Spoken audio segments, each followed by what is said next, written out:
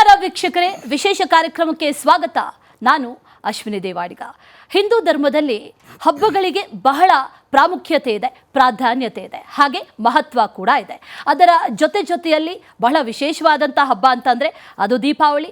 ಆದರೆ ಈ ದೀಪಾವಳಿ ಸಂದರ್ಭದಲ್ಲಿ ಮಾಡುವಂಥ ಒಂದಷ್ಟು ಆಚರಣೆಗಳು ಯಾವ ರೀತಿ ಆಗಿರಬೇಕು, ಅದರ ಜೊತೆಯಲ್ಲಿ ಬರುವಂಥ ಈ ತ್ರಯೋದಶಿ ಆಗಿರ್ಬೋದು ಅಥವಾ ಎಣ್ಣೆ ಸ್ನಾನ ಆಗಿರ್ಬೋದು, ನರಕ ಚತುರ್ದಶಿ, ಇದರೆಲ್ಲದರ ಹಿನ್ನೆಲೆ ಏನು, ಆಚರಣೆ ಯಾವ ರೀತಿ ಆಗಿರಬೇಕು, ಇದೆಲ್ಲದಕ್ಕೆ ಸಂಬಂಧಪಟ್ಟಂತೆ ಮಾಹಿತಿಯನ್ನು ನೀಡೋದಕ್ಕೆ ನಮ್ಮ ಜೊತೆ ಇದ್ದಾರೆ ಖ್ಯಾತ ಜ್ಯೋತಿಷಿಗಳಾದಂಥ ದೈವಜ್ಞ ಹರೀಶ್ ಕಶ್ಯಪ್ ಅವರು. ಅವರನ್ನು ಕಾರ್ಯಕ್ರಮಕ್ಕೆ ಬಹಳ ಪ್ರೀತಿಯಿಂದ ಸ್ವಾಗತ ಮಾಡೋಣ.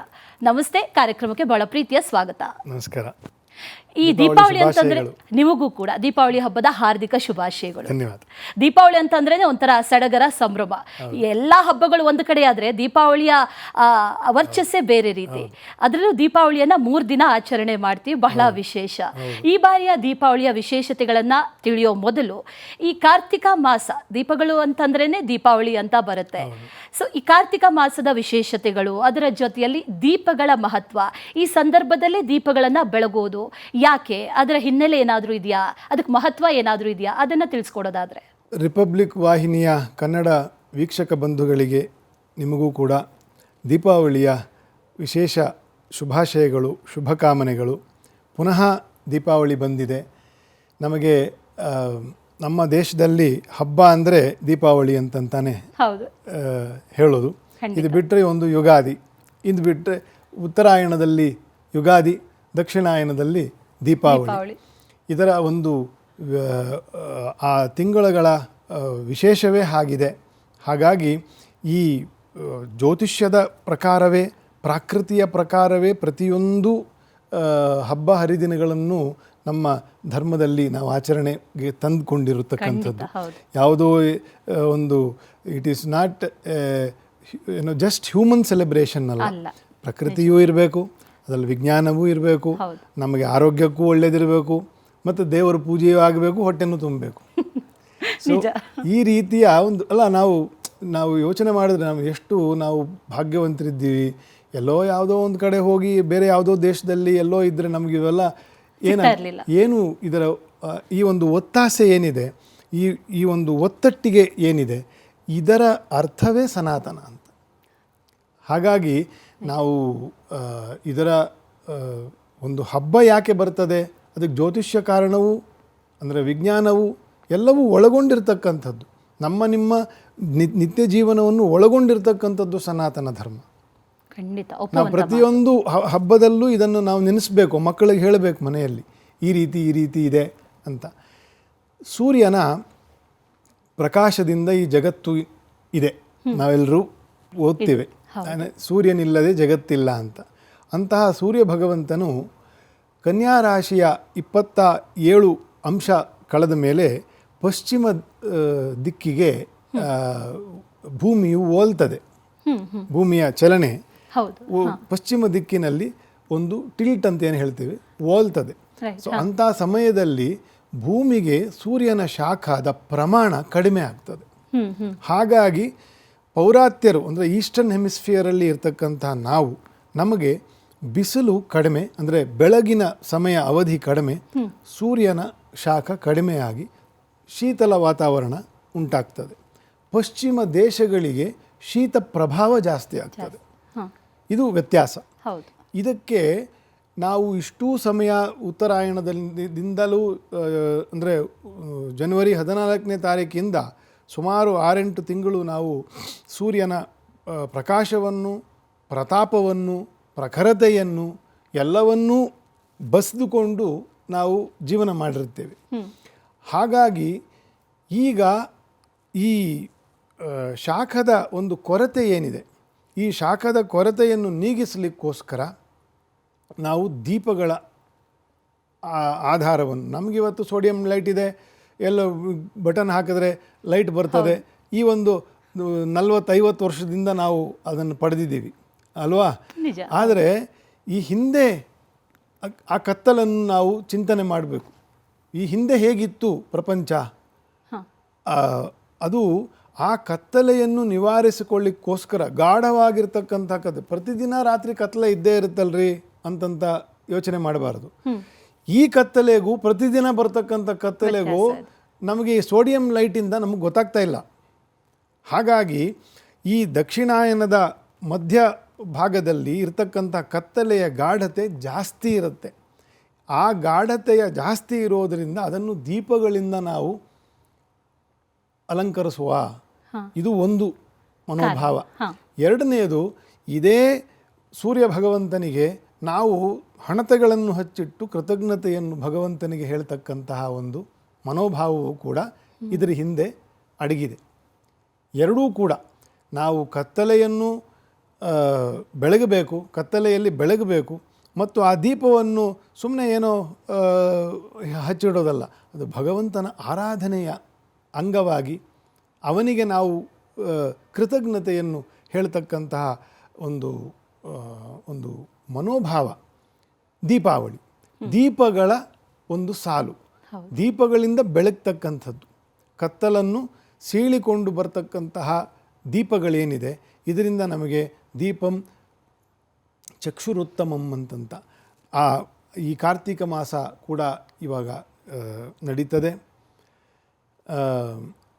ಆಶ್ವಿನ ಮಾಸದ ಹುಣ್ಣಿಮೆಯಿಂದ ಕಾರ್ತಿಕ ಮಾಸದ ಹುಣ್ಣಿಮೆಯವರೆಗೂ ವಿಶೇಷ ಸ್ನಾನ ಫಲವನ್ನು ಹೇಳಿದ್ದಾರೆ, ದಾನ ಫಲವನ್ನು ಹೇಳಿದ್ದಾರೆ. ಅದರದ್ದು ಒಂದು ಒಳ್ಳೆ ಶ್ಲೋಕ ಇದೆ, ವಾರಿದಃ ತೃಪ್ತಿಮಾಯಾತಿ. ವಾರಿದಃ ಅಂತಂದರೆ ಜಲ, ಕ್ಷುದೆ ಅಂತಂದರೆ ಬಾಯಾರಿದವರಿಗೆ ನೀರನ್ನು ಕೊಡುವುದರಿಂದ ತೃಪ್ತಿಯ ಫಲ ಬರ್ತದೆ, ಕೊಟ್ಟವನಿಗೂ ಕುಡಿದವನಿಗೂ. ಇದು ಒಂದು ಈ ಕಾಲದಲ್ಲಿ ಮಾಡ್ತಕ್ಕದ್ದು. ಸುಖಂ ಅಕ್ಷಯಂ ಅನ್ನದಹ, ಯಾರು ಅನ್ನವನ್ನು ದಾನ ಮಾಡ್ತಾರೋ ಅವರಿಗೆ ಅಕ್ಷಯವಾಗಿರ್ತಕ್ಕಂಥ ಸುಖ ಸಿಗ್ತದೆ, ಕೊಟ್ಟವರಿಗೂ ಉಂಡವನಿಗೂ. ಅದು ವಿಶೇಷ. ಅದು ತಿಲಪ್ರದ ಪ್ರಜಾಮಿಷ್ಟಾಂ. ತಿಲ ಅಂದರೆ ಎಳ್ಳನ್ನು ದಾನ ಮಾಡು, ಬಿಳಿ ಎಳ್ಳು ಮತ್ತು ಕರಿ ಎಳ್ಳು ಮತ್ತು ಎಳ್ಳಿನ ಎಣ್ಣೆ, ಇದನ್ನು ದಾನ ಮಾಡುವುದರಿಂದ ನಮಗೆ ಪ್ರಜಾಮಿಷ್ಟಾಂ, ನಮಗೆ ಪ್ರಜೋತ್ಪತ್ತಿ ಅಂದರೆ ಹೆಚ್ಚು ಸತ್ಸಂತಾನವನ್ನು, ಒಳ್ಳೆಯ ಸಂತಾನವನ್ನು, ಪಿತೃದೇವತೆಗಳ ಅನುಗ್ರಹವನ್ನು ಪಡಿತಕ್ಕಂತಹ ಒಂದು ಯೋಗ ಬರ್ತದೆ ತಿಲದ ದಾನದಿಂದ. ಮತ್ತು ದೀಪದಃ ಚಕ್ಷುರುತ್ತಮಂ. ದೀಪವನ್ನು ದಾನ ಮಾಡಿದರೆ ಕಣ್ಣುಗಳು ಕಾಂತಿಯುಕ್ತವಾಗಿರ್ತದೆ ನಮಗೆ. ಇದು ಫಲ. ಅಂದರೆ ನಾವು ಇಂತಿಂಥ ಸಂದರ್ಭದಲ್ಲಿ, ಇಂತಿಂಥ ಮಾಸದಲ್ಲಿ ನಾವು ಎಂತೆಂಥ ದಾನವನ್ನು ಮಾಡಬೇಕು ಅಂತಂತ ಈ ದೀಪದ ದಾನವನ್ನು ಈ ಕಾರ್ತಿಕ ಮಾಸಕ್ಕೆ ಹೇಳಿದ್ದಾರೆ. ಹಾಗಾಗಿ ಈ ದೇವರ ಮುಂದೆ ನಾವು ಸಂಕಲ್ಪ ಮಾಡಿ ದೀಪಗಳನ್ನು ಬೆಳಗಿ, ಮತ್ತು ದೇವಸ್ಥಾನ, ದೈವಸ್ಥಾನಗಳು, ನಾಗಕ್ಷೇತ್ರಗಳು ಅಥವಾ ಹರಿಯ ಕ್ಷೇತ್ರಗಳು ಮತ್ತು ನಿತ್ಯ ಆರಾಧನೆ ಮಾಡ್ತಕ್ಕಂತಹ ಪುರೋಹಿತ ವರ್ಗ, ಇಂಥವರಿಗೆ ಏನಾದ್ರು ಒಂದು ಜೋಡಿ ದೀಪವನ್ನು ಬರೀ ಹಣತೆ ಮಾತ್ರ ಅಲ್ಲ, ಬತ್ತಿಯೊಂದಿಗೆ, ತುಪ್ಪದೊಂದಿಗೆ, ತಿಲದೊಂದಿಗೆ ದಾನವನ್ನು ಮಾಡ್ತಕ್ಕದ್ದು. ಅದರಿಂದ ನಮಗೆ ಆಯುಷ್ ವೃದ್ಧಿ ಮತ್ತು ತೇಜಸ್ಸು, ಕಣ್ಣಿನಲ್ಲಿ ಒಳ್ಳೆ ತೇಜಸ್ಸು ಬರ್ತದೆ ಮನುಷ್ಯನಿಗೆ ಅಂತ ವಿಶೇಷ ಈ ದಾನದಿಂದ ಉಂಟಾಗ್ತದೆ. ಕಾರ್ತಿಕ ಮಾಸ ಅಂದರೆ ದಾನದ ಮಾಸವೇ, ಚಾತುರ್ಮಾಸದ ಅಂಗವಾಗಿದೆ. ಚಾತುರ್ಮಾಸ ನಡೀತಾ ಇದೆ. ಕಾರ್ತಿಕದ ಏಕಾದಶಿ ಮುಗಿದ ಮೇಲೆ ಚಾತುರ್ಮಾಸ ಮುಗೀತದೆ. ಎಲ್ಲಿಂದ? ಆಷಾಢ ಮಾಸದಿಂದ ಕಾರ್ತಿಕ ಮಾಸದ ಮಧ್ಯದವರೆಗೂ. ಸೊ ಇದೆಲ್ಲವೂ ಕೂಡ ದಾನ, ಭಗವಂತನ ಒಂದು ಆರಾಧನೆಯ ಅಂಗ, ಮತ್ತು ದಾನ ಮತ್ತು ಸ್ನಾನದ ವಿಶೇಷ. ಪ್ರತಿಯೊಂದು ಕೂಡ ಎಷ್ಟೊಂದು ಗಾಢವಾದಂಥ ಅರ್ಥ ಹೊಂದಿದೆ. ಪ್ರತಿಯೊಂದು ಆಚರಣೆಗಳು ಕೂಡ ಅದರ ಹಿಂದೆ ಅದರದ್ದೇ ಆದಂಥ ಮಹತ್ವವನ್ನು ಕೂಡ ಹೊಂದಿದೆ ಗುರುಗಳೇ. ಅದರ ಜೊತೆಯಲ್ಲಿ ಈಗ ದೀಪದ ಬಗ್ಗೆ ಮಾತಾಡ್ತಾ ಇದ್ವಿ. ಈ ದೀಪವನ್ನು ಕೆಲವೊಬ್ಬರಿಗೆ ಒಂದಷ್ಟು ಗೊಂದಲ ಇರುತ್ತೆ. ಯಾವುದಾದ್ರೂ ಪರ್ಟಿಕ್ಯುಲರ್ ದಿಕ್ಕಿನಲ್ಲೇ ಅದನ್ನು ಹಚ್ಚಬೇಕಾ, ಯಾವ ದಿಕ್ಕಿನಲ್ಲಿ ಹಚ್ಚಿದ್ರೆ ಬಹಳ ಸೂಕ್ತ. ಅದರ ಜೊತೆಯಲ್ಲಿ ಇತ್ತೀಚಿನ ದಿನಗಳಲ್ಲಿ ಗಮನಿಸಿದೀವಿ, ಬಹಳ ವೆರೈಟಿ ಆಫ್ ಆಯಿಲ್, ಬೇರೆ ಬೇರೆ ರೀತಿಯ ಎಣ್ಣೆಗಳು ಬಂದಿದೆ. ದೀಪವನ್ನು ಯಾವುದರಿಂದ ಹಚ್ಚೋದ್ರಿಂದ ಬಹಳ ಸೂಕ್ತ ಅಥವಾ ಒಳಿತಾಗುತ್ತೆ ಅಂತ ನೋಡಿ. ದೇಶ ಕಾಲವನ್ನು ಅನುಸರಿಸಿಕೊಂಡು ಶಾಸ್ತ್ರಗಳಲ್ಲಿ ಏನು ಹೇಳಿದ್ದಾರೆ, ಉತ್ತರ ಭಾರತದಲ್ಲಿ ತಿಲತೈಲವನ್ನು ಮತ್ತು ಸರ್ಸೋಂಕ ತೈಲ ಅಂತ ಏನು ಹೇಳ್ತೀವಿ, ಇದು ಸಾಸಿವೆ ಎಣ್ಣೆ ಮತ್ತು ತುಪ್ಪ, ಇದನ್ನು ವಿಶೇಷವಾಗಿ ಹೇಳಿದ್ದಾರೆ. ನಮಗೂ ಎಳ್ಳೆಣ್ಣೆ ಬರ್ತದೆ. ಇಲ್ಲಿ ಈ ಸಾಸಿವೆಯ ಅಭಾವ ಅಂದರೆ ಅದರ ಅಷ್ಟು ನಮಗೆ ಫೇಮಸ್ ಇಲ್ಲ, ಬಳಕೆ ಇಲ್ಲ. ಹಾಗಾಗಿ ನಮಗೆ ತುಪ್ಪ ಮತ್ತು ಇದನ್ನು ಹೇಳಿದ್ದಾರೆ, ಎಳ್ಳೆಣ್ಣೆಯನ್ನು ಹೇಳಿದ್ದಾರೆ. ನಾವು ಅಲ್ಲಿ ಏನು ಹೇಳಿದ್ದಾರೆ ಅದನ್ನೇ ಬಳಸೋದು ಉತ್ತಮ. ಎಲ್ಲ ಮಿಕ್ಸ್ ಮಾಡ್ತಕ್ಕಂಥದ್ದು, 5-6 ಥರ ಬೇರೆ ಬೇರೆ ಎಣ್ಣೆಗಳನ್ನು ಮಿಕ್ಸ್ ಮಾಡ್ತಕ್ಕಂಥದ್ದು ಅದು ಶಾಸ್ತ್ರೀಯವಲ್ಲ. ಹಚ್ಚಬಾರ್ದಂತಲ್ಲ, ಅಭಾವದಲ್ಲಿ ನಮಗೆ ಸಿಗಲಿಲ್ಲ ಅಂತಂದರೆ ಮಾಡಬಹುದು. ಆದರೆ ನಮಗೆ ಸುಲಭವಾಗಿ ತೈಲವು ಸಿಕ್ಕಿದಾಗ ಎಳ್ಳೆಣ್ಣೆಯನ್ನೇ ಉಪಯೋಗಿಸೋದು ಬಹಳ ಒಳ್ಳೆಯದು. ಮತ್ತು ಎಳ್ಳೆಣ್ಣೆಯನ್ನು ಅಥವಾ ಎಳ್ಳಿನ ದೀಪಗಳನ್ನು, ಎಳ್ಳಿನ ದಾನವನ್ನು ಮಾಡೋದರಿಂದ ಎಲ್ಲದಕ್ಕಿಂತ ಈ ಮಾಸ ಅಂತಲ್ಲ, ಯಾವತ್ತೇ ಒಂದು ತೈಲ ದಾನವನ್ನು ಮಾಡಿದರೂ ಕೂಡ ನಮಗೆ ಆಯಾ ಕುಲದಲ್ಲಿ ಇರ್ತಕ್ಕಂಥ ಪಿತೃಗಳಿಗೆ ಸದ್ಗತಿ ಆಗ್ತದೆ. ನೀವು ಸಂಕಲ್ಪ ಮಾಡ್ಕೊಳ್ಳದೆ ಹೋದ್ರೂ, ಗೊತ್ತಿಲ್ಲದೇನೆ ದೇವಸ್ಥಾನಕ್ಕೆ ಹೋಗ್ತಾರೆ, ಅಮ್ಮನವ್ರ ಗುಡಿಗೋ, ಗಣೇಶನ ಗುಡಿಗೋ, ಅಥವಾ ವಿದ್ಯಾಪೀಠಕ್ಕೋ, ಶಂಕರ ಮಠಕ್ಕೋ ಹೋಗ್ತಾರೆ. ದೇವರಿಗೆ ಎಣ್ಣೆ ದೀಪಕ್ಕೆ ಕೊಡಲಿ, ಒಂದು ತುಪ್ಪ ಕೊಡಲಿ ಮತ್ತು ಎಣ್ಣೆ ಕೊಟ್ಟು ನಮಸ್ಕಾರ ಮಾಡಿ ಬರ್ತಾರೆ. ಅವರಿಗೆ ಗೊತ್ತಿಲ್ಲದೇನೆ ಕೂಡ ಅವರ ಪಿತೃಗಳಿಗೆ ಯಾವುದೋ ಒಂದು ಪುಣ್ಯವನ್ನು ಸಂಪಾದನೆ ಮಾಡಿರ್ತಾರೆ. ಇದು ತೈಲಕ್ಕೆ ಇರ್ತಕ್ಕಂತಹ ಒಂದು ವಿಶೇಷ. ಅದು ವಿಶೇಷವಾಗಿ ತಿಲತೈಲ, ಎಳ್ಳಿನ ಎಣ್ಣೆ, ಅದನ್ನು ನಾವು ಹೆಚ್ಚು ಬಳಸಿದ್ರೆ ಒಳ್ಳೆಯದು ದೀಪಗಳಿಗೆ. ಸರಿ ಗುರುಗಳೇ, ಅದರ ಜೊತೆಯಲ್ಲಿ ದೀಪಾವಳಿ ಹಬ್ಬದ ಸಂದರ್ಭದಲ್ಲಿ ಬಹಳ ಪ್ರಾಮುಖ್ಯತೆಯನ್ನು ಪಡ್ಕೊಳ್ಳೋದು ಅಂತಂದರೆ ಈ ಪ್ರತಿ ಮನೆಗಳಲ್ಲೂ ಕೂಡ ಸಾಲಾಗಿ ದೀಪಗಳನ್ನು ಹಚ್ಚುವಂಥದ್ದು. ಅದರ ಪ್ರಾಮುಖ್ಯತೆ ಏನು ಅಂತ ಹೇಳಿದ್ರಿ, ಅದರ ಹಿನ್ನೆಲೆ ಏನು ಅಂತ ಹೇಳಿದ್ರಿ. ಜೊತೆಗೆ ಇದು ಆರಂಭ ಯಾವಾಗ ಆಗಬೇಕು ಅಂದರೆ ಕೆಲವರು 3 ದಿನ ಹಚ್ತಾರೆ, ಕೆಲವರು 5 ದಿನಗಳ ಕಾಲ ಹಚ್ತಾರೆ, ಕೆಲವರು ಕಾರ್ತಿಕ ಮಾಸದುದ್ದಕ್ಕೂ ಕೂಡ ಹಚ್ತಾರೆ. ಎಷ್ಟು ದಿನಗಳ ಕಾಲ ಇದ್ರೆ ಬಹಳ ಒಳ್ಳೆಯದು? ನಮಗೆ ಕಾರ್ಯಕ್ರಮದ ವಿಶೇಷ ದೀಪಾವಳಿ ಆದ್ದರಿಂದ ನಾವು ಅದನ್ನು 3 ಕಾರ್ಯಕ್ರಮದ ಇದು ದೀಪಾವಳಿಯ ವಿಶೇಷ ಏನು ಅಂತಂದರೆ ಆ 3 ದಿನದ ವಿಶೇಷವನ್ನು ಸಂಕ್ಷಿಪ್ತವಾಗಿ ಹೇಳ್ಬಿಡ್ತೇನೆ.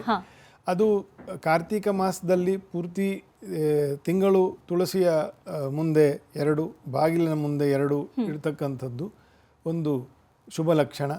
ಯಾಕಂದರೆ ಅದು ಆಗಿಂದ ಬಂದಿರತಕ್ಕಂಥದ್ದು. ತುಳಸಿ ಹಬ್ಬನೂ ಅದರಲ್ಲೇ ಬರ್ತದೆ. ಹಾಗಾಗಿ ಅದು ಒಂದು ಕಾರ್ತಿಕ ದಾಮೋದರ ದೇವರಿಗೆ, ಕಾರ್ತಿಕ ಈಶ್ವರ ದೇವರಿಗೆ ಪ್ರೀತಿಯಾಗಲಿ ಅಂತಂತಾನೆ ದೀಪಗಳನ್ನು ಮನೆಯಲ್ಲಿ ಬೆಳಗ್ತಕ್ಕಂಥದ್ದು. ಆದರೆ ದೀಪಾವಳಿಯ ವಿಶೇಷ ತ್ರಯೋದಶಿಯ ಒಂದು ದಿನ, ಅದು ಧನತ್ರಯೋದಶಿ ಅಂತಂತ ಕೂಡ ಕರೀತಾರೆ. ಮಹಾಲಕ್ಷ್ಮೀ ದೇವಿಯು ಸಮುದ್ರ ಮಂಥನದಲ್ಲಿ ಆವಿರ್ಭಾವ ಅಂದರೆ ಅವತಾರವನ್ನು ಎತ್ತಿದಾಗ ಅವಳ ಕಲ್ಯಾಣವು ಶ್ರೀ ನಾರಾಯಣನೊಂದಿಗೆ ಆಗಕ್ಕೆ ಸಂಕಲ್ಪ ಮಾಡಿದಾಗ ದೇವತೆಗಳಿಗೆಲ್ಲರಿಗೂ ಅವಳು ಸಂಪತ್ತನ್ನು ಕೊಡ್ತಾಳಂತೆ. ಒಂದೊಂದು ದೇವತೆಗಳಿಗೆ ಒಂದೊಂದು ರೀತಿಯ ಆಶೀರ್ವಾದವನ್ನು, ಅನುಗ್ರಹವನ್ನು ಮಾಡಿದ್ಲಂತೆ. ಅಂತಹ ಒಂದು ದಿನದ ಸ್ಮರಣೆ ಈ ತ್ರಯೋದಶಿ. ಹಾಗಾಗಿ ಧನತ್ರಯೋದಶಿ ಅಂತಂತ ಅದಕ್ಕೆ ಹೆಸರು. ಉತ್ತರ ಭಾರತದಲ್ಲಿ ವಣಿಕ ಸಮಾಜ ಅಂದರೆ ವರ್ತಕರೇನಿದ್ದಾರೆ, ವೈಶ್ಯರು ಅಂದರೆ ವ್ಯಾಪಾರದಲ್ಲಿ ಇರ್ತಕ್ಕಂಥವ್ರು, ಅವರು ಬಹಳ ವಿಶೇಷವಾಗಿರ್ತಕ್ಕಂತಹ, ಅವರಿಗೆ ಹೆಚ್ಚು ವಿಶೇಷ ಕ್ಲೋಸಿಂಗ್ ಬುಕ್ಸ್ ಅಂತ ಏನು ಹೇಳ್ತೀವಿ, ನಮಗೆ 31 ಮಾರ್ಚ್ ಇದ್ದಂಗೆ ಅವರಿಗೆ ವರ್ಷದ ಕೊನೆ ಇದ್ದಂಗೆ ಇದು ಬುಕ್ಸ್ ಆಫ್ ಅಕೌಂಟ್ಸ್ ಇರುತ್ತಲ್ಲ, ಅದನ್ನೆಲ್ಲ ಕ್ಲೋಸ್ ಮಾಡ್ತಾರೆ. ಅವತ್ತೇನು ದುಡ್ಡು ಖರ್ಚು ಮಾಡಲ್ಲ, ಆಯಿತಾ, ಧನತ್ರಯೋದಶಿ ದಿನ. ಇನ್ನೇನಿದ್ರು ಮಾರನೇ ದಿನ ಬೆಳಗ್ಗೆನೆ. ಆ ರೀತಿಯ ಒಂದು ವಿಶೇಷ ದಿನ ಧನತ್ರಯೋದಶಿ. ಧನಲಕ್ಷ್ಮೀ ಪೂಜೆ ಅವತ್ತೇ ಕೂಡ ನೀರು ತುಂಬುವ ಹಬ್ಬ. ನೀರು ಯಾಕೆ ತುಂಬಬೇಕು ಅನ್ನೋದು ಕೂಡ ಒಂದು ಜಿಜ್ಞಾಸೆಯ ವಿಷಯ.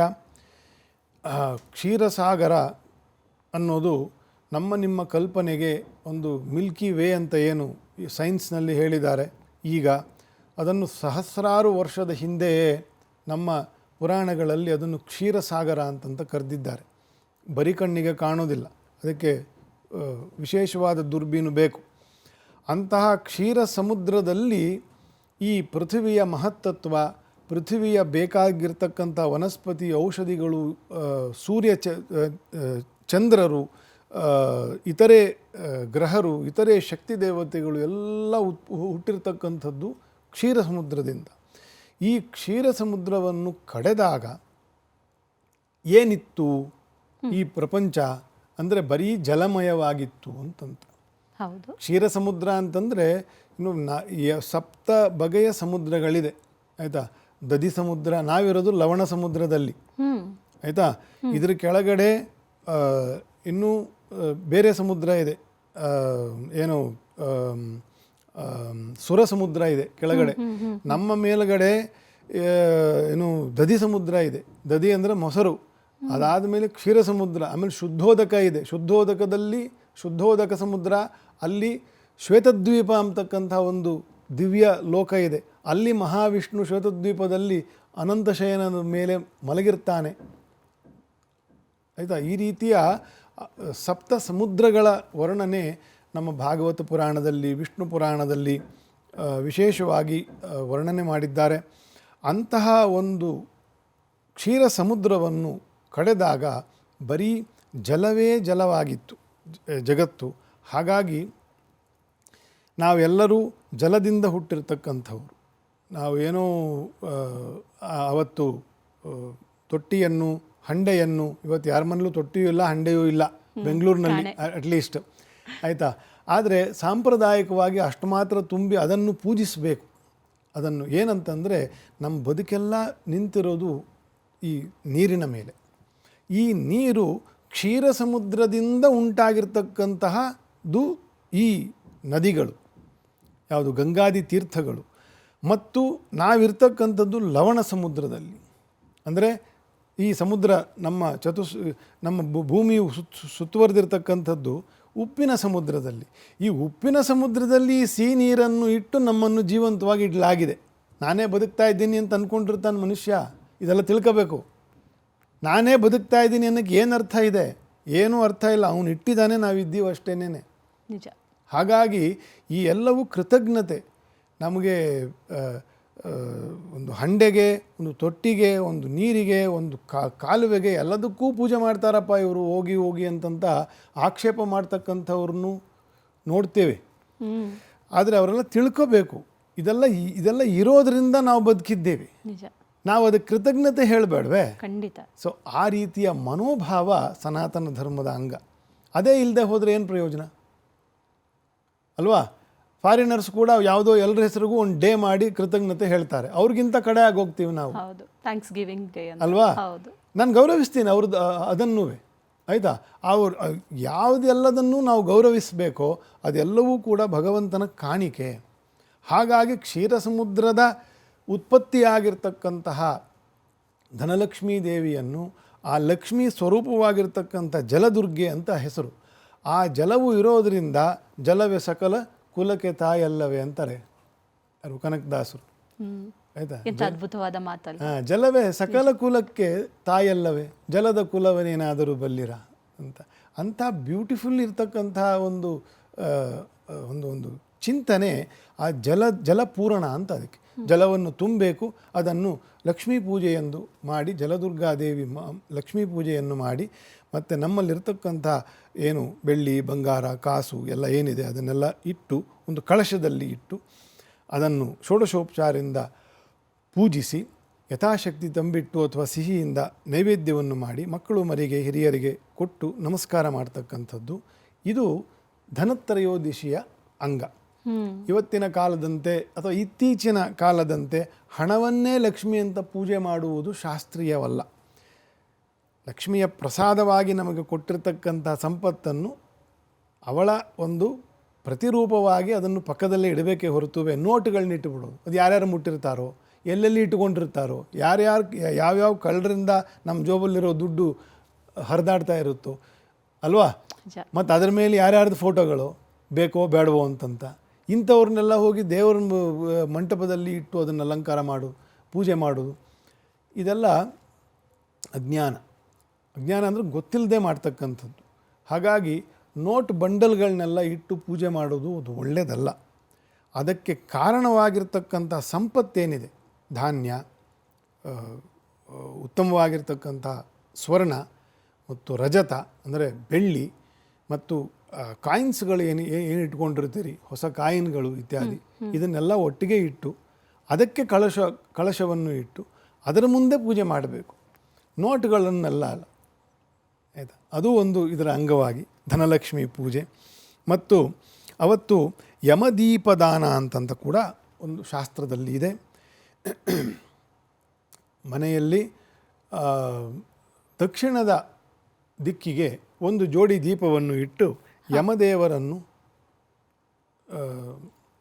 ಸ್ಮರಣೆ ಮಾಡಿ ಇಡ್ತಕ್ಕಂಥದ್ದು ಅವತ್ತು ಯಮದೀಪದಾನ ಅಂತ.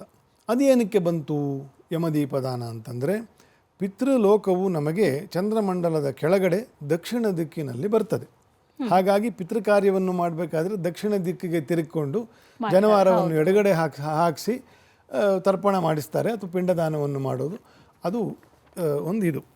ಅದಕ್ಕೆ ಪಿತೃಲೋಕದಲ್ಲಿ ಇರ್ತಕ್ಕಂತಹ ನಮ್ಮ ಪಿತೃದೇವತೆಗಳೇನಿದ್ದಾರೆ, ವಸು ರುದ್ರ ಆದಿತ್ಯರು ಅಂತಂತ ಪಿತೃದೇವತೆಗಳು, ನಮ್ಮ ಪಿತೃವರ್ಗದಲ್ಲಿ ಇರ್ತಕ್ಕಂತಹ ಕುಲದವರು ಆ ಯಮನ ಅನುಗ್ರಹದಿಂದ ಅವರು ಸುಖವಾಗಿ ನಮ್ಮನ್ನು ಆಶೀರ್ವಾದ ಮಾಡಲಿ, ಅವರಿಗೆ ಬೇಕಾಗಿರ್ತಕ್ಕಂತಹ ಸದ್ಗತಿಯು ಸಿಗಲಿ ಅಂತ ಅವತ್ತಿನ ದಿನ ಪ್ರಾರ್ಥನೆ ಮಾಡಬೇಕಂತೆ. ಯಮನು ದಕ್ಷಿಣ ರೂಪದಲ್ಲಿ ಇರ್ತಕ್ಕಂಥ ಈ ಭೂಮಿಯನ್ನು ಯಾವಾಗಲೂ ದೃಷ್ಟಿಸ್ತಾ ಇರ್ತಾನೆ. ಈ ಯಮದೀಪ ದಾನ ಮಾಡುವುದರಿಂದ ಯಮನ ಅನುಗ್ರಹದಿಂದ ನಮಗೆ ಪಿತೃದೇವತೆಗಳ ಆಶೀರ್ವಾದ ಆಗಲಿ ಅಂತಕ್ಕಂಥದ್ದು ಒಂದು ಕಾರಣ. ಇನ್ನೊಂದು, ಈ 15-20 ದಿನದ ಮುಂಚೆ ನವರಾತ್ರಿಯ ಜಸ್ಟ್ ಬ್ಯಾಕ್ ಸೈಡು ನಾವು ಪಿತೃಪಕ್ಷ ಮಾಡಿರ್ತೀವಿ. ಈ ಪಿತೃದೇವತೆಗಳೆಲ್ಲ ಸೂಕ್ಷ್ಮ ರೂಪದಿಂದ, ವಸು ರುದ್ರ ಆದಿತ್ಯರ ರೂಪದಿಂದ, ಸೂಕ್ಷ್ಮ ರೂಪದಿಂದ ಭೂಮಿಗೆ ಗಂಗಾದಿ ತೀರ್ಥಗಳು ಅಂದರೆ ಗಂಗಾ ನದಿಯಿಂದ ಹಿಡಿದು ಕನ್ಯಾಕುಮಾರಿವರೆಗೂ ಸೂಕ್ಷ್ಮ ರೂಪದಲ್ಲಿ ಕ್ಷೇತ್ರಗಳಿಗೆ ಮತ್ತು ಆಯಾ ದೇಶಗಳಿಗೆ ಬರ್ತಾರೆ. ಆ ತೀರ್ಥದ ಒಂದು ಪುಣ್ಯವನ್ನು ಸಂಪಾದನೆ ಮಾಡಲಿಕ್ಕೋಸ್ಕರ ಆಯಾ ಕುಲದವರು ಕೊಟ್ಟಂತಹ ಒಂದು ಪಿಂಡದಾನ ಆಗಲಿ ತರ್ಪಣ ಆಗಲಿ ಎಲ್ಲ ಸ್ವೀಕಾರ ಮಾಡಿಕೊಂಡು ಅವರು ಪುನಃ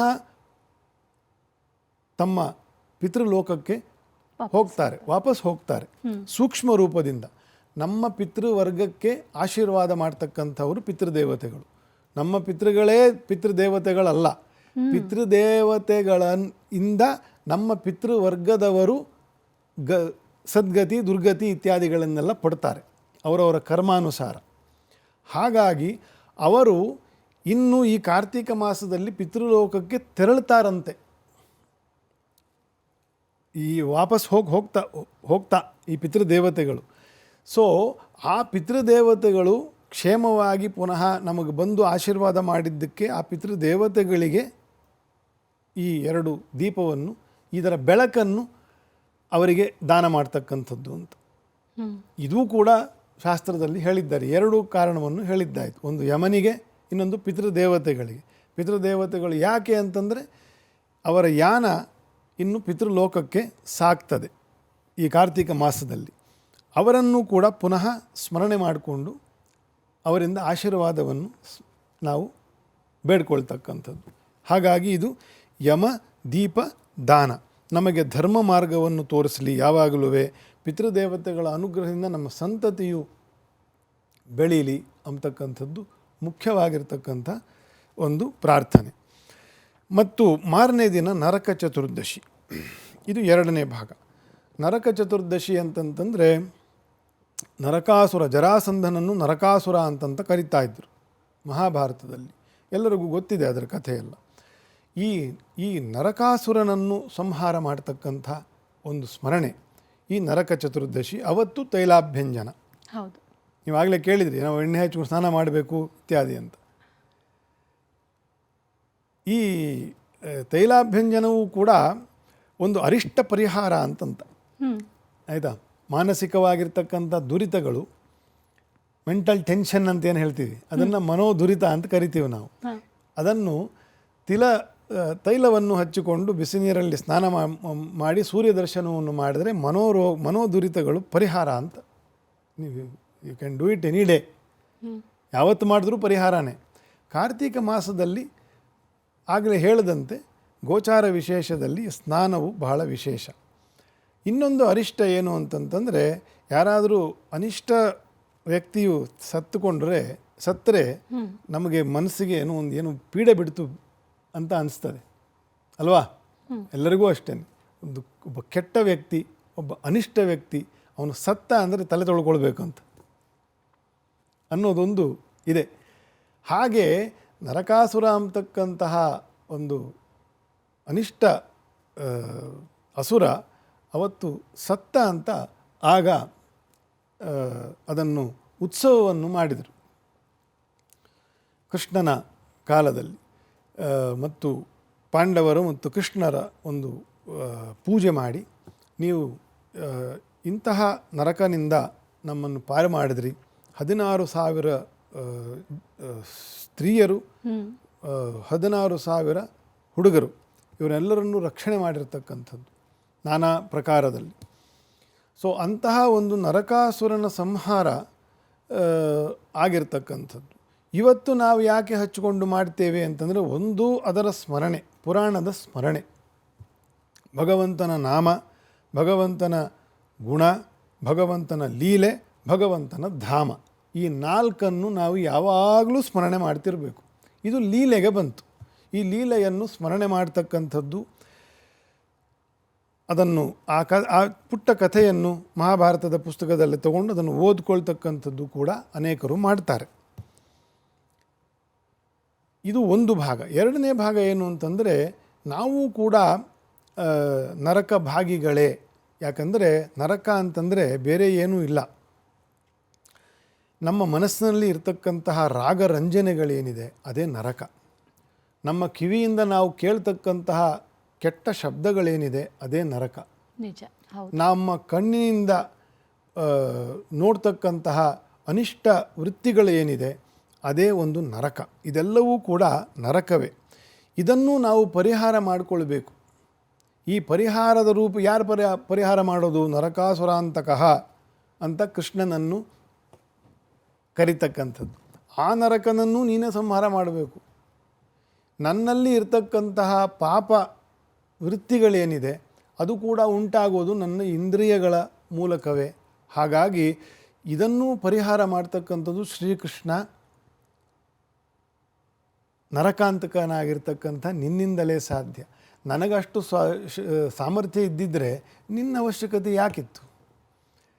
ನಮಗೆ ಪುಣ್ಯ ಮಾಡಲಿಕ್ಕೂ ಬರಲ್ಲ, ನಮಗೆ ಪಾಪ ಮಾಡಲಿಕ್ಕೂ ಬರಲ್ಲ.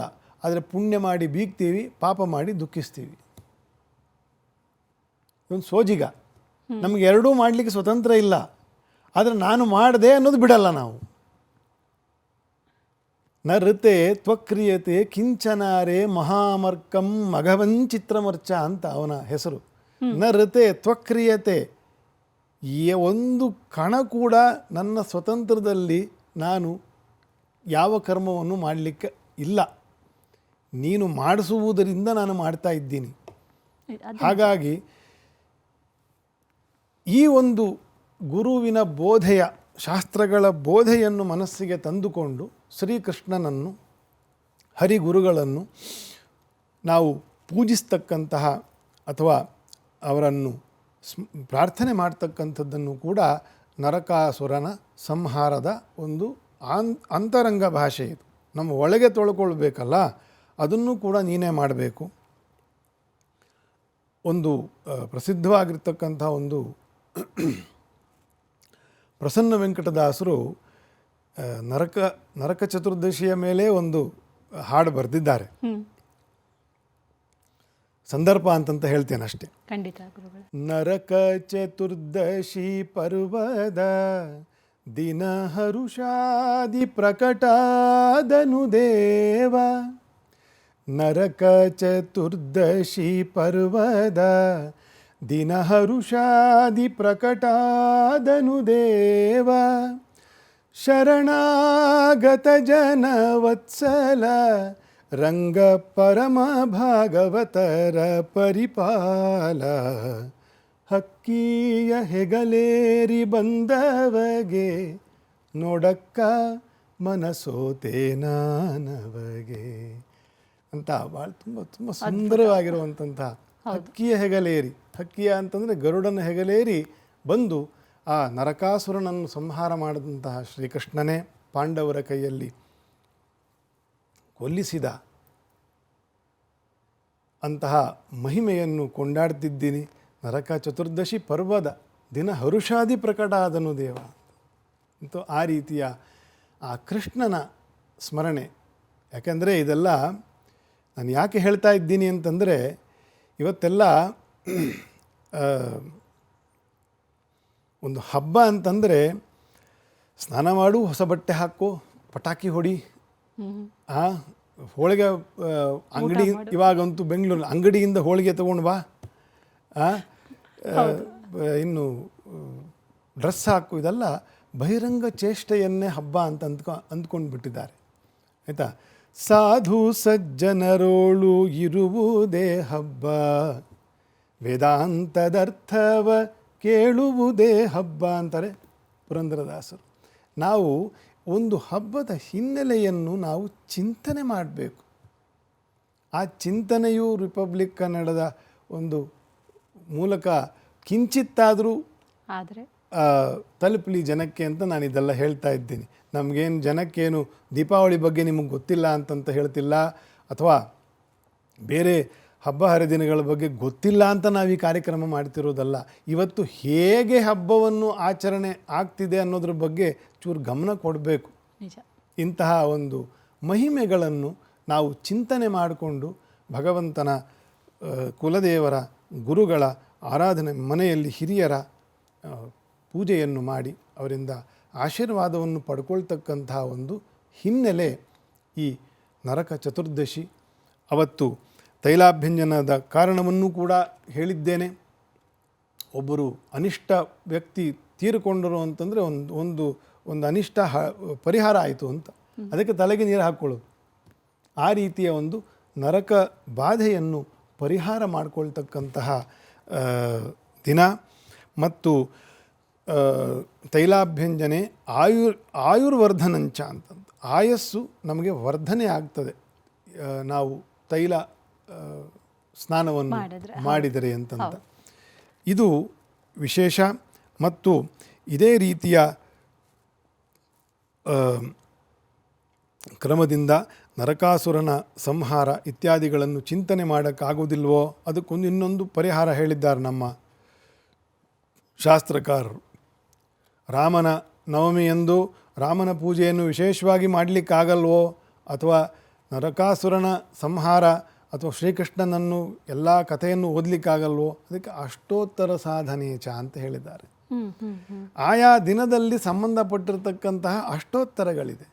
ನರಕಾಸುರನನ್ನು ಸಂಹಾರ ಮಾಡಿರತಕ್ಕಂಥ ಶ್ರೀಕೃಷ್ಣನ ಅಷ್ಟೋತ್ತರವನ್ನು ಓದಿ ಪೂಜೆ ಮಾಡಿ. ನನಗೆ ಬೇರೆ ಏನು ಟೈಮೂ ಇಲ್ಲ, ನನಗೆ ತುಂಬ ವಿಶೇಷ ಗೊತ್ತೂ ಆಗೋದಿಲ್ಲ ಇತ್ಯಾದಿ ಅಂತಂದರೆ ಶ್ರೀಕೃಷ್ಣನ ಅಷ್ಟೋತ್ತರವನ್ನು ವಿಶೇಷವಾಗಿ ಹೇಳಿಕೊಂಡು ಯಥಾಶಕ್ತಿ ಹೂ ತುಳಸಿ ಪತ್ರದಿಂದ ಪೂಜೆಯನ್ನು ಮಾಡಿ 2 ದೀಪ ಇಟ್ಟು ನಮಸ್ಕಾರ ಮಾಡೋದು ಸುಲಭ ಆಯಿತು.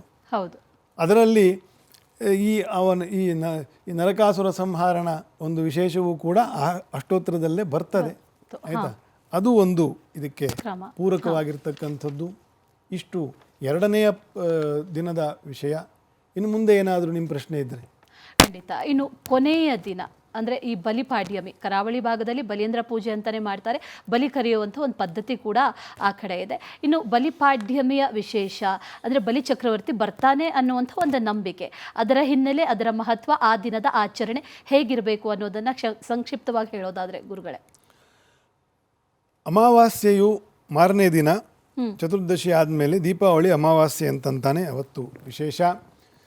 ಸಾಂಪ್ರದಾಯಿಕವಾಗಿ ಅವತ್ತು ಯಮನಿಗೆ ತರ್ಪಣವನ್ನು ಮಾಡಬೇಕು ಅಂತಂತ ಶಾಸ್ತ್ರಗಳು ಹೇಳಿದೆ. ಮಧ್ಯಾಹ್ನ 12 ಗಂಟೆ 1 ಗಂಟೆ ಒಳಗಡೆ ಯಮತರ್ಪಣ ಅಂತಂತ ಅದಕ್ಕೆ ಹೆಸರು. ಅವತ್ತು ಯಮನಿಗೆ ಮತ್ತು ಪಿತೃಗಳಿಗೆ ತಿಲದಿಂದ ತರ್ಪಣವನ್ನು ಮಾಡ್ತಕ್ಕಂಥದ್ದು ಅಧಿಕಾರ ಇದ್ದವರು.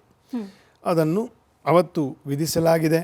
ಪಿತೃತರ್ಪಣ ಕೂಡ ಅವತ್ತು ಹಿಂದೆ ಯಾವುದು ಪಿತೃಪಕ್ಷದ ಅಮಾವಾಸ್ಯೆಯಲ್ಲಿ ಪಿತೃಶ್ರಾದ್ದವನ್ನು ಪಿತೃಶ್ರಾದ್ದವನ್ನು ಮಾಡೋಕ್ಕಾಗದೇ ಇದ್ದವರು ಈ ದೀಪಾವಳಿ ಅಮಾವಾಸ್ಯೆಯೆಂದು ಮಾಡಬಹುದು ಅಂತಂತ ಅದಕ್ಕೊಂದು ಅವಸರ ಅಥವಾ ಅವಕಾಶ. ಅದು ಕೂಡ ಮಾರನೇ ದಿನ ಬರ್ತದೆ. ಅವತ್ತಿನ ಫಲ ಏನು ಅಂತಂದರೆ, ಗೊತ್ತಿದ್ದೋ ಗೊತ್ತಿಲ್ಲದೆಯೋ ಅವರವರ ಕುಲದಲ್ಲಿ ಅಪಮೃತ್ಯು, ವ್ಯಾಳ ಮೃತ್ಯು, ವ್ಯಾಳ ಅಂತಂದರೆ ಸರ್ಪವು ಕಡಿದು ಸಾಯ್ತಕ್ಕಂಥದ್ದು, ವಿಷಮೃತ್ಯು ಮತ್ತು ಘೋರ ಮೃತ್ಯು, ಕಂಟಕ ಮೃತ್ಯು, ಪೈಶಾಚ ಮೃತ್ಯು ಅಂತಕ್ಕಂಥ 8 ಬಗೆಯ ಅನೇಕ ಮೃತ್ಯುಗಳಿದೆ. ಈ ಮೃತ್ಯುಗಳಲ್ಲಿ ಗೊತ್ತಿದ್ದು ಗೊತ್ತಿಲ್ಲದೆ ತೀರ್ಕೊಂಡಿರ್ತಕ್ಕಂಥವರಿಗೆಲ್ಲರಿಗೂ ಅವತ್ತು ಮೋಕ್ಷ ಸಿಗ್ತದೆ. ನಾವು ಕೊಟ್ಟಂತಹ ತರ್ಪಣದಿಂದ, ಯಮತರ್ಪಣ, ಪಿತೃತರ್ಪಣ ಅಥವಾ ಪಿತೃಶ್ರಾದ್ದ ಅದನ್ನು ಮಾಡೋದರಿಂದ ಎಲ್ಲರಿಗೂ ಅಪಮೃತ್ಯುವಲ್ಲಿ ಈಡಾಗಿರ್ತಕ್ಕಂತಹ ಜನರಿಗೆ ಒಂದು ಸದ್ಗತಿಯು ಉಂಟಾಗ್ತದೆ ಅಂತಕ್ಕಂಥದ್ದು ಅವತ್ತಿನ ವಿಶೇಷ ಫಲ. ಸರಿ. ಪಿತೃ ಪೂಜೆ ಅಥವಾ ಪಿತೃಶ್ರಾದ್ದ ಅನ್ನುವ ಅರ್ಥವೇ ಬೇರೆ. ಈ ದಿನಗಳು ಮಾಡ್ತಕ್ಕಂತಹ ತರ್ಪಣ ಪೂಜೆಯ ಅರ್ಥವೇ ಬೇರೆ. ಎರಡೂ ಪಿತೃಗಳಿಗೆ ಹೌದು, ಆದರೂ ಅರ್ಥವೂ ಬೇರೆ ಆಗ್ತದೆ. ಯಾಕಂದರೆ ಆ ದಿನ ವಿಶೇಷ, ಅದನ್ನು ಪರ್ವ ಅಂತ ಕರೆಯೋದು. ದೀಪಾವಳಿ ಪರ್ವ.